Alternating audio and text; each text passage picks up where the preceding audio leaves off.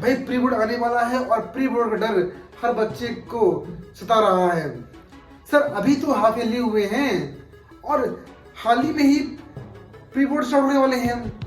Sir कैसा कर रहे हैं, पढ़े भी नहीं हैं, एग्जाम में क्या लिखेंगे यदि पास से प्री बोर्ड आ गया है। अभी हमारा सिलेबस कंप्लीट नहीं हुआ है सर। भाई उससे लेना देना नहीं है कि आपका सिलेबस कंप्लीट हुआ है कि नहीं हुआ है, आपने पढ़ा है कि नहीं पढ़ा है। पेपर तो अपने टाइम पे ही होंगे और होते ही आए हैं। आपको अपना सिलेबस कंप्लीट कैसे करना है, कैसे पढ़ना है, वो आपको अपने माइंड से डिपेंड करना पड़ेगा। अब क्वेश्चन उठता है सर प्री बोर्ड देना जरूरी है क्या? हाँ, प्री बोर्ड देना जरूरी है आपको। क्यों?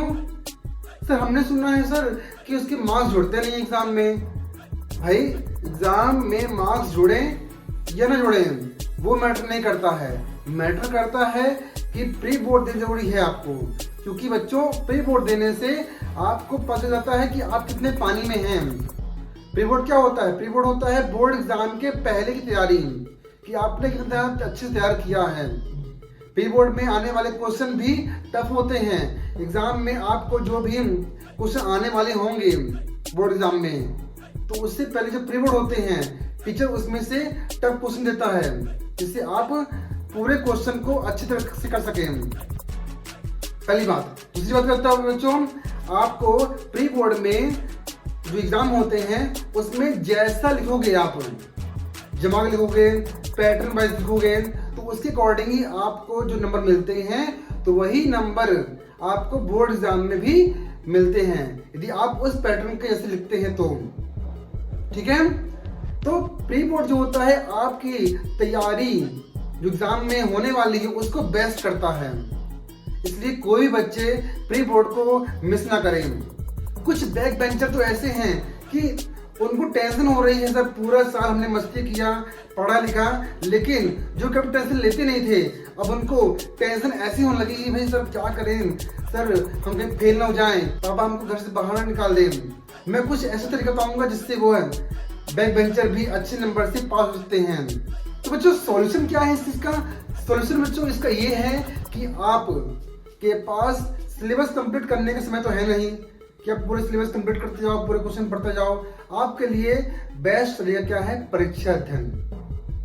यदि आप एमपी बोर्ड के हैं तो परीक्षा अध्ययन आपके पास, यदि आप 10th क्लास के हैं तो परीक्षा अध्ययन लीजिए और 12th क्लास के हैं तो परीक्षा बोल दीजिए। मैं किसी भी बुक को सपोर्ट नहीं कर रहा हूँ। मैं मेन मेरा क्या है कि यदि आप मतलब ऑनलाइन देखते हैं, वन शॉट देखते हैं, रैपिड रिवीजन देखते हैं, तो उससे आपका कोई मतलब नहीं है, आपका टाइम वेस्ट होगा एक तरह से। हाँ, नहीं बनता है तो बात अलग है, लेकिन जब सोचो कि हम IMP को छाटें तो कुछ नहीं है। आपको परीक्षा अध्ययन उठाइए, 10th क्लास में यदि आप हैं तो, और 12th में परीक्षा उठाइए, और दोनों में से जो आपके अंदर के क्वेश्चन जो बचे हैं, अंदर के चैप्टर वाइज क्वेश्चन हैं, उनको पढ़ना शुरू कर दीजिए। 2 महीने बचे हैं, 2 महीने में आप अच्छे से घोंट लीजिए। यदि आपको पूरा नहीं पढ़ना है, यदि आप बैक बेंचर हैं, पूरा नहीं पढ़ना है, पढ़ने में लगता नहीं है, तो उनके लिए भी एक तरीका है।